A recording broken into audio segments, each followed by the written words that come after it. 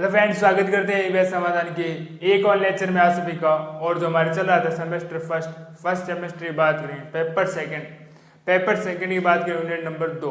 आज हम जो बात करने वाले बात करेंगे प्रतिपन्न विन्यास का प्रतिपन्न या अप्रतिपन्न या इसको धारण की हम बात करने वाले हैं। देखते होते क्या है। अगर हम बात करें असममित कार्बन की, किसकी बात करेंगे हम? असममित कार्बन की।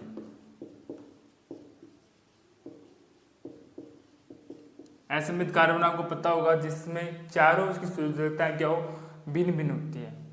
उस असममित कार्बन में जो समूह होते हैं ना, उन समूह को में से क्या होगा, हम अन्य समूह के द्वारा या अन्य परमाणु के द्वारा हम क्या कर देते हैं, उसको बदल देते हैं, प्रतिस्थापित कर देते हैं। तो यही प्रक्रिया क्या कहलाती है हमारे पास? या तो हमारे पास वो वर्णन प्रतिमान होगा या अप्रतिमान होगा। अगर असममित ये जो विन्यास है, असममित कार्बन का जो विन्यास है वही मिले जो जैसा था पहले था, मतलब क्रिया कारकों का जो विन्यास था, फिर हमें जो उत्पाद का जो विन्यास मिलता है, अगर वो दोनों बराबर हैं तो उसको अप्रतिपन्न कहेंगे। ठीक है। परंतु अगर क्रिया कारकों के ठीक विपरीत उत्पाद का विन्यास हमें प्राप्त होता है तो उसको हम बोलते हैं प्रतिपन्न बोलते हैं। ठीक है, वह लिख लेते हैं। असममित कार्बन थोड़ा मैं लिख लेता हूँ। क्या होता है कि एक होता है जैसे H हो गया, ठीक है, यहाँ पर Cl लिख लीजिए, यहाँ पर OH लिख लीजिए, और यहाँ पर हम क्या लिख लेते हैं, CH3। इस प्रकार का जो कार्बन होता है उसको बोलते हैं असममित कार्बन। ये इसके क्या है, चारों को समूह है। अब इन समूह या परमाणु का हम क्या करते हैं, प्रतिस्थापन अन्य समूह से कर देंगे या परमाणु से। ठीक है, तो याद तो क्या होगा, दो चीजें होगी। याद क्या होगा, जो क्रिया कारक जो विन्यास है वह उत्पाद का विन्यास, उत्पाद का विन्यास। ठीक है, अगर हम बात करें वो होगा परिवर्तित।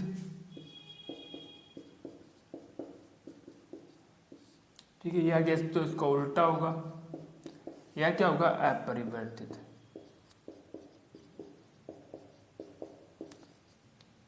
अगर वो परिवर्तित होता है, उल्टा होता है, तो उसको बोलते हैं प्रतिपन्न। अगर नहीं होता उसे बोलते हैं अप्रतिपन्न।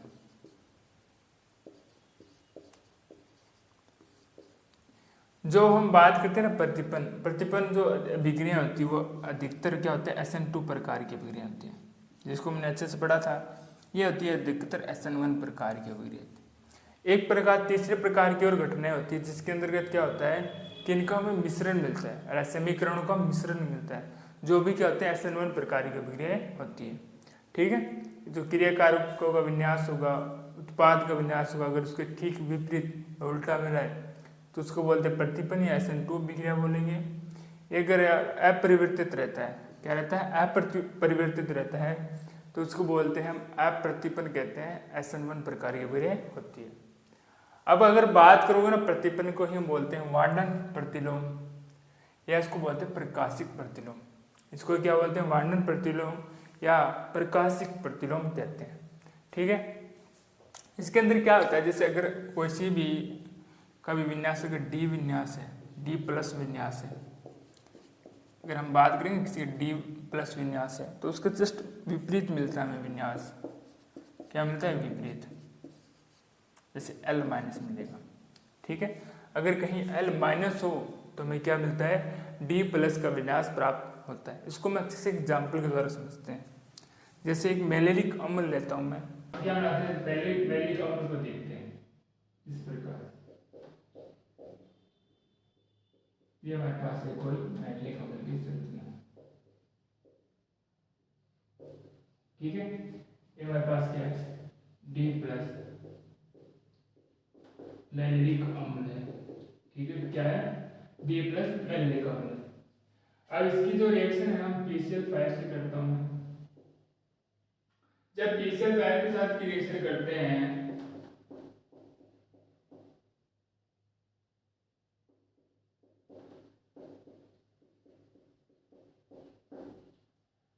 अब देखिए जो इसका जो विन्यास था ठीक उसके विपरीत विन्यास प्राप्त हो। कैसे?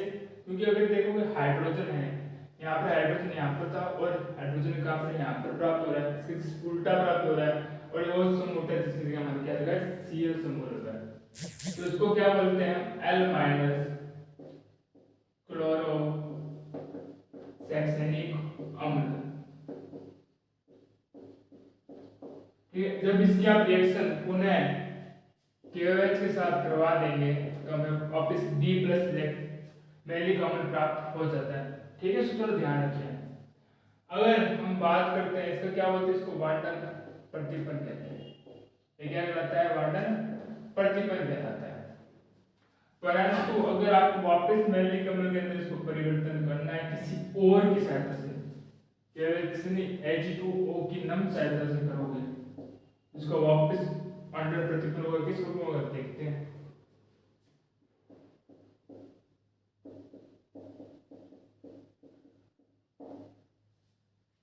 अब देखिए, अब जो वापस इसकी बात करते हैं अंडर प्रतिपन के अंदर जो है और समूह क्या होता है यहाँ पर,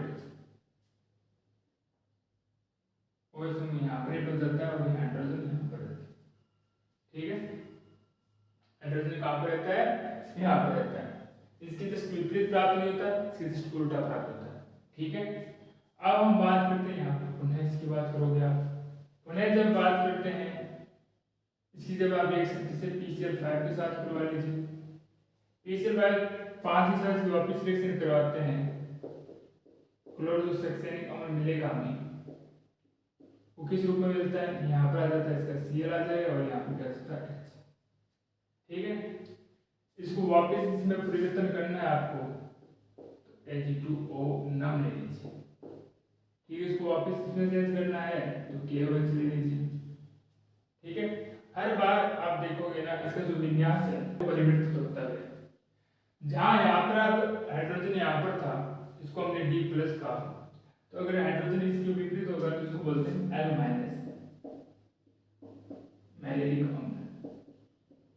इसको क्या कहेंगे हम? L माइनस मैलिक अम्ल कहते हैं। जबकि यहाँ पर हमें क्या प्राप्त हुआ है? L माइनस क्लोरोसैक्सेनिक अम्ल प्राप्त हुआ है। अगर हाइड्रोजन यहाँ पर था तो उसको हमने L कहा है, अगर हाइड्रोजन यहाँ पर आ गया तो उसको क्या कहते हैं? D प्लस सैक्सेनिक अम्ल कहते हैं, क्लोरोसैक्सेनिक अम्ल, क्लोरो सैक्सेनिक अम्ल कहते हैं। ठीक है, समझ में आपको आ गया होगा कि हमने वार्नर प्रतिपन कैसे किया है। प्रत्येक स्थिति के अंदर इसका वार्नर प्रतिपन हो रहा है। वापस देख लीजिए, जब आप D प्लस लैक्टिक मैलिक अम्ल की रिएक्शन PCl5 के साथ करवाते हैं L माइनस क्लोरोसैक्सेनिक अम्ल मिलता है। ठीक है, और अगर हमें D L माइनस मैलिक अम्ल चाहिए तो H2O के साथ इसकी रिएक्शन करवा दीजिए, इसकी क्लोरोसैक्सेनिक अम्ल की, तो हमें क्या मिल जाता है? L माइनस मैलिक अम्ल मिल जाता है। अगर हमें पुनः D प्लस ही चाहिए मैलिक अम्ल तो उसकी रिएक्शन आप KOH के साथ करवा दीजिए। अगर हम बात करें अगर मुझे D प्लस क्लोरोसैक्सेनिक अम्ल चाहिए तो आप इसकी PCl5 के साथ रिएक्शन करवा दीजिए। अगर मुझे L माइनस मैलिक अम्ल वापस चाहिए तो उसको KOH के साथ रिएक्शन करवा दीजिए। इन अभिक्रियाओं में आप देखोगे ना D विन्यास किसमें बदल रहा है? L विन्यास में। देखिए इसमें जो D विन्यास तो L में, L वापस L माइनस में बदला है। ठीक है, और L माइनस वापस किसमें बदला है? D minus. H2O है ना, ये विन्यास के अंदर परिवर्तन नहीं करता, विन्यास तो वही रहता है परंतु जो उत्पाद है वो उसको अंदर बदल रहा है। ठीक है, ये हमारे पास इस प्रकार से रिएक्शन हो रही है। अगर मैं बात करूं जो यहाँ पर था ये क्रियाकारक का विन्यास था, उत्पाद विन्यास विपरीत ही प्राप्त हो रहा है। ठीक है, परंतु ये आवश्यक नहीं है। जब आप अभिक्रिया करवाते हैं ना ध्रुवण तुंडक,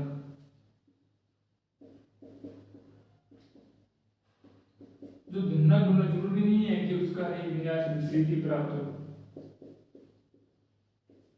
विपरीत का मतलब है अगर यहाँ पर आप देखोगे D का हमें L मिला है और L का हमें क्या मिला? D मिला है, जरूरी नहीं है तो विन्यास इसका विपरीत हो यह आवश्यक नहीं है। डी का डी भी मिल सकता है, एल का एल भी मिल सकता है, परंतु जो चिन्ह है इसके प्लस माइनस वो चेंज हो जाते हैं। प्लस माइनस के अंदर माइनस, प्लस के अंदर आपको चेंज होता हुआ प्रतीत होता है। इस अभिक्रिया के दौरान, इस प्रक्रम के दौरान जहां इसका ध्रुवण गुणक विपरीत प्राप्त नहीं होता है तो वहां पर वांटन प्रतिपन्न नहीं होता है। अगर ध्रुवण गुणक विपरीत प्राप्त नहीं होगा वहां पर वांटन प्रतिपन्न नहीं होगा, प्रतिपन्न नहीं होगा।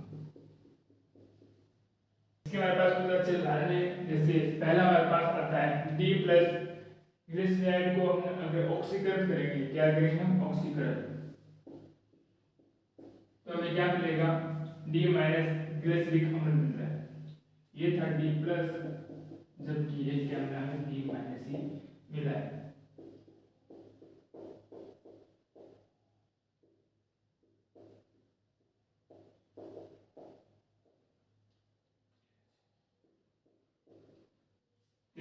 डी प्लस से डी माइनस मिला है। तो यहाँ पर भी आप देख लीजिए, अगर यहाँ पर भी आप देखने का प्रयास करें तो एल माइनस है और एल माइनस है, ये थोड़ा अलग है।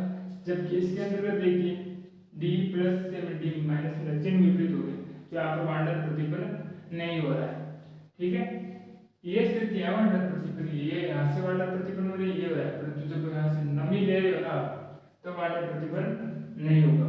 ठीक है, अब जो आगे और बात करते हैं एल की बात लेते हैं, एल प्लस लैक्टिक अम्ल की जब आप बात करोगे, ठीक है, जब आप इसकी रिएक्शन करवाते हैं एल प्लस की तो हमें क्या मिलता है एल माइनस ही मिलता है। ठीक है, एल माइनस आपको मिलता है। तो इसके बाद हम जो बात करने वाले हैं सबसे अच्छा उदाहरण इसका होता है SN2 अभिक्रिया। ये निर्भर किस किस पर करता है उसकी बात कर लेते हैं। पहला है निर्भर करने वाला जो अभिक्रिया है ना, अभिक्रिया में भाग लेने वाले, अभिक्रिया में भाग लेने वाले क्रियाकारक वे अभिक्रमण की प्रकृति पर। ठीक है, दूसरे की अगर बात करोगे विलायक की प्रकृति पर ये निर्भरता है। ठीक है, तीसरा पांडव प्रतिबंध की बात कर रहे हैं, तीसरा होगा मिश्रण जो ले रहे हैं, मिश्रण पर निर्भर करता है, मिश्रण के ताप पर, किस पर, मिश्रण के ताप पर निर्भर करता है, मिश्रण के ताप पर निर्भर करता है। अब देखिए जो हम बात करेंगे जिसकी प्रमुख जो अभिक्रिया है SN2 अभिक्रिया, उसके बारे में बात करने वाले हैं। और SN2 अभिक्रियाओं की चर्चा भी 2 से 3 बार कर ली है, एक बार उसको पुनः देख लेते हैं। तो SN2 अभिक्रिया होती है इस प्रकार से, जब आप SN2 अभिक्रियाओं की बात करते हैं ना तो ये 1 डिग्री के लिए होती है, आपको पता होगा किसके लिए होती है, 1 डिग्री के लिए होती है। तो हमें 1 डिग्री एल्किल हैलाइड बनाना है। इसकी रिएक्शन आपको पता है किसके साथ करोगे आप, KOH के साथ। ठीक है, जब आप KOH के साथ कर देंगे तो इस प्रकार से फिर मैं अभिक्रिया नहीं पढ़ने वाला, पांडव प्रतिपन्न में कब समझ में आएगा, तब इसकी क्रियाविधि देखते हैं। देखिए क्रियाविधि के अंतर्गत क्या होता है, इस प्रकार से, इस प्रकार से, इस प्रकार से, ठीक है। और ये हमारे पास क्या होगा, ये होगा हमारे पास नाभिक स्नेह।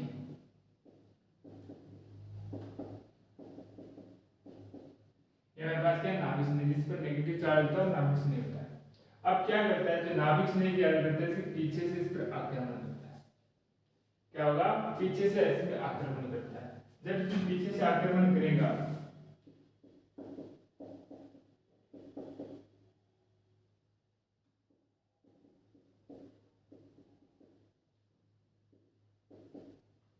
ठीक है, ये मैं प्राप्त होती है संक्रमण अवस्था।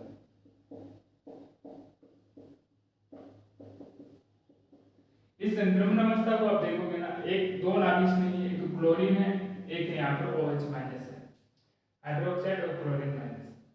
क्लोरीन है, यहाँ से क्या होगा आपको पता है निकल रहा होगा, जबकि OH है यहाँ पे क्या होगा जुड़ रहा होगा।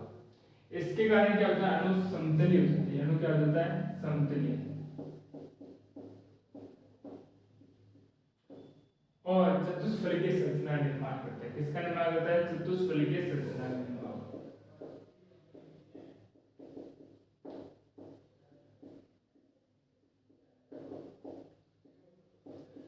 ठीक है, अब इसका होता है वर्णन प्रतिपन्न। किस प्रकार से देखते हैं, अब जब वर्णन प्रतिपन्न की आप बात करते हैं ना, तो इसके अंदर जो है ये ना, यहाँ से निष्कासित होता है, यहाँ पे बनता है। अब देखिए जो समूह हम बात करते हैं क्लोरीन की, जो यहाँ पर जुड़ा हुआ था, पर यहाँ पर ना जुड़कर वो क्या जुड़ता है, उसकी आगे साइड से परमाणु का निष्कासित हो रहा है, परंतु जुड़ कहाँ रहा है, उसकी पीछे वाली साइड में जुड़ रहा है। ये जो संरचना है ये चतुष्फलकीय है, अणु समतलीय होता है, ठीक है, प्लेनर होता है। और इस प्रकार से हमारे पास SN2 अभिक्रियाओं में इसकी क्रियाविधि से समझ सकते हैं इसको, ठीक है। अब हम जो बात करेंगे विन्यास का प्रतिपन्न या अपरिवर्तित। पहला आता है पड़ोसी समूह का योगदान। अब जो कार्बन है, कार्बन के पास जो पड़ोसी समूह होता है, इसके पास बात करोगे जो हम असममित कार्बन की बात करते हैं। असममित कार्बन मतलब जिसकी कार्बन की चारों संरचनाएं भिन्न हो, उसकी जब हम पड़ोसी कार्बन की बात करते हैं, पड़ोसी समूह की बात कर लीजिए, पड़ोसी परमाणु की बात कर लीजिए, वो क्या करता है, उसका प्रतिपन्न वर्णन प्रतिपन्न नहीं होता है, उसको रोकता है। ये रोकते किस चरण में, दो प्रकार से रोक सकता है, समझते हैं। देखिए मेरे पास कुछ रिएक्शन है, इस रिएक्शन के अंतर्गत देखिए ये वाला, ठीक है, इस समूह के अंदर क्या होगा आपको पता है, जो हमारे पास ब्रोमीन है उसका निष्कासन होगा OH समूह यहाँ पर जुड़ने वाला, ठीक है। और जो ये समूह है COO माइनस समूह है, ये क्या है, इसको वर्णन प्रतिपन्न होने से रोकता है। रोकने बाद हमें ये निम्न प्रकार से उत्पाद प्राप्त होगा। पहला कैसे रोकता है, पहला चरण देखते हैं। पहला चरण के अंतर्गत क्या होता है, जब यहाँ से तब रोकता है जब Br का निष्कासन होगा। Br का निष्कासन जैसे हमने SN1 अभिक्रिया के अंदर भी पढ़ा था, क्या होता है कि कारक धनायन का निर्माण होता है। कारक धनायन मतलब जब एक नाभिक से नहीं निकलता है, Br निकल रहा था वहां पर, और कारक धनायन होगा, और सेकंड पद के अंदर क्या होता है, यहाँ पर OH समूह ऐड होता है। तो मान लीजिए ये प्रथम चरण है इसका, जब Br यहाँ से निष्कासित हो रहा है, तब ये क्या करता है, इसको प्रतिपन्न होने से रोकता है, ठीक है। आप पता दोनों तरफ से आक्रमण हो सकते हैं, नाभिक से नहीं करता भी, अगर पीछे से और आगे से भी करता है, संयोजन का निर्माण करता है।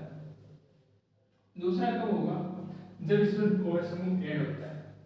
एक तो वर्णन प्रतिपन्न तब रोकेगा जब Br निकलेगा, दूसरा क्या होगा, नाभिक से इससे जुड़ेगा तब, और ये जुड़कर क्या बनता है, हमारे पास ये मुख्य उत्पाद बना देता है। जहाँ अगर बात करोगे ना, जहाँ से Br निकल रहा है वहीं पर OH समूह जुड़ा है, जहाँ पर O माइनस वही, मतलब इसका विन्यास इसके बराबर ही, कुछ विन्यास में परिवर्तन नहीं हुआ है।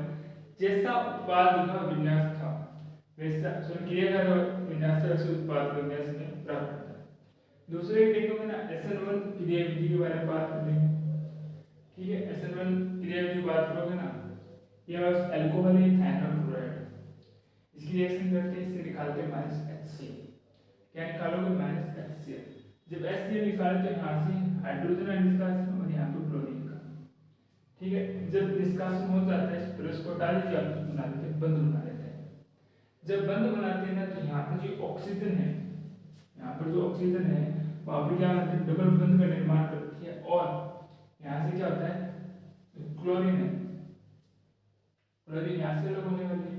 और किस प्रकार से मिलते देखते हैं, यहाँ से एक CO2 के रूप में निकलेगी, मतलब ये पूरे का पूरा उत्पाद यहाँ से निष्कासित होगा, ठीक है, CO2 के रूप में निकलेगी। ऊपर क्या बचा, CH3 बचेगा, और यहाँ से आपको पता है क्लोरीन का निष्कासन हो गया। क्या हो गया, क्लोरीन का निष्कासन हो गया है। निष्कासन होने के बाद में, निष्कासन तक होने के बाद में यहाँ पे क्या होता है, क्लोरीन पहले ये है, फिर यहाँ से ये होता है। तो यहाँ पर देखिए, यहाँ पे ये जो क्लोरीन है उस पर तो जो कार्बन है उस पर प्लस, और क्लोरीन पे क्या आता है, माइनस का बस आता है, ठीक है। जब यहाँ पर संबंध को स्थानांतरित करते थे, पुनः इसको स्टेबल हो जाएगा, स्टेबल होने के बाद में इस प्रकार के बंध का निर्माण करता है। एक बार इसको पुनः देख लीजिए, यानी क्या कहा, ये अल्कोहल थाइनोक्लोराइड के साथ रिएक्शन करता है और यहाँ से निकलता है माइनस HCl। HCl लिखने के बाद क्या होता है, यहाँ से पूरे से क्या निकलता है, SO2 गैस निकलता है। ठीक है, SO2 गैस निकलने के बाद में यहाँ पर हमें पता है क्लोरीन पे क्या है, माइनस का आवेश आया, जबकि कार्बन कार्बन का निर्माण कर रहा था। ठीक है, और पुनः क्या होता है, इसके साथ ये बंध बना लेगा और क्या बना लेता है, SN1 अभिक्रिया संपन्न करता है। तो आशा करते हैं आज का लेक्चर आपको अच्छे से समझ में आया होगा। फिर भी मेरे अंदर कोई डाउट्स है तो उसको कमेंट से लिख दीजिएगा, आने वाली क्लास में उसका जरूर सोल्यूशन दिया जाएगा। मिलते हैं आपको एक और लेक्चर में, तब तक के लिए धन्यवाद।